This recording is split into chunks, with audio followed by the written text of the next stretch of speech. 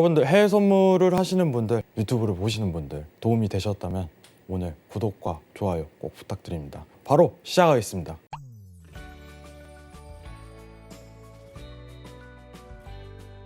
네, 안녕하세요. 피초내양입니다. 지금 미 의회 상황 말씀드리면서 이제 물가와 증시와의 관계 상황을 좀 살펴보도록 하겠습니다. 자, 지금 미국 의회 상황은 이제 인프라 합의안에 대해서 신경을 굉장히 많이 쓰고 있어요. 다만 불안정성이 계속 고조된다는 건 미 국채 금리를 통해 알 수 있습니다. 사실 이제 증시에 대한 상황을 고려하는 게 미 국채에 대한 금리 상승을 유도하는 건 맞습니다. 불안정한 의회 상황은 미 국채 금리 상승을 유도하고 아직까지도 이 모멘텀이 유지 중이다라고 판단하시는 게 좋아요. 그거는 국채 금리를 통해 알 수 있는데 사실 이제 불안정한 미 의회 상황이 1.2%대에서 1.6%까지 지속적인 상승을 유발하고 있습니다. 국채 금리가 상승하면 이제 어떻게 보면은 실질 금리가 상승 유도가 일어나기 때문에 시장이 조정이 일어나야 되는데 제가 일전에 얘기 드린 부분은 지금 실질 금리가 마이너스 구간이기 때문에 국채 금리에 대한 상승이 결국 증시에 대한 하락을 유발할 것이다 라고 판단을 드렸어요. 근데 최근 이제 증시가 다시 재상승을 하고 있죠. 여건이. 왜 그러한 현상이 드러날까? 결국은 물가 상승률, 이제 10년물 기대 인플레이션의 영향을 받고 있다라는 시장 상황이 전달이 돼요. 자, 최근 이제 뉴스를 통해서 가장 많이 본 게 물가에 대한 상승 우려, 이 부분으로 고려를 많이 하고 있을 거예요. 자, 미 물가 5.4% 인플레 공포가 떠돌고 있다 라고서 얘기를 들었을 겁니다. 그리고 최근 증시에 대한 반등 효과가 드러났죠. 자, 오히려 지금 여러분들이 아셔야 되는 건 물가에 대한 상승은 오히려 증시의 호재이다 라고서 판단하시는 게 좋습니다. 이 부분은 제가 좀 이따 자세하게 얘기를 하겠지만은 좀 더 추가적으로 얘기를 드리자면은 실질 금리가 상승을 하게 된다면 증시가 조정이 오는 거예요. 이거 간단하게 봐야 됩니다.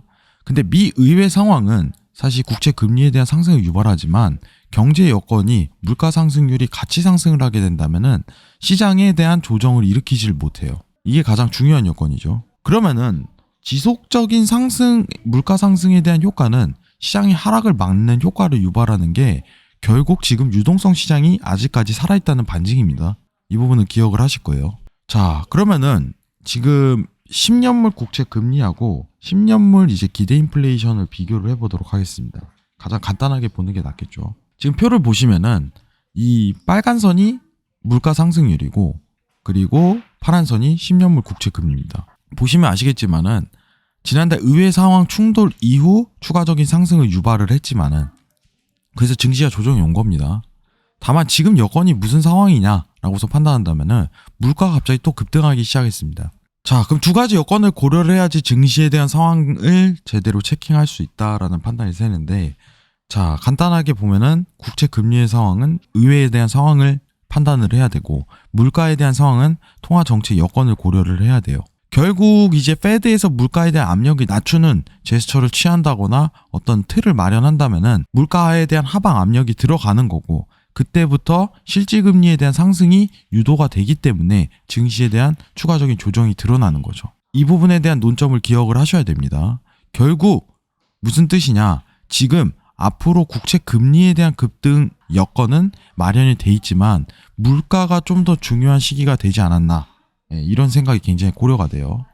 자, 최근 이제 미 물가 상승률을 보면은 2005년도에 최대치를 기록했어요. 2.71%. 2005년도 최대치 2.71%.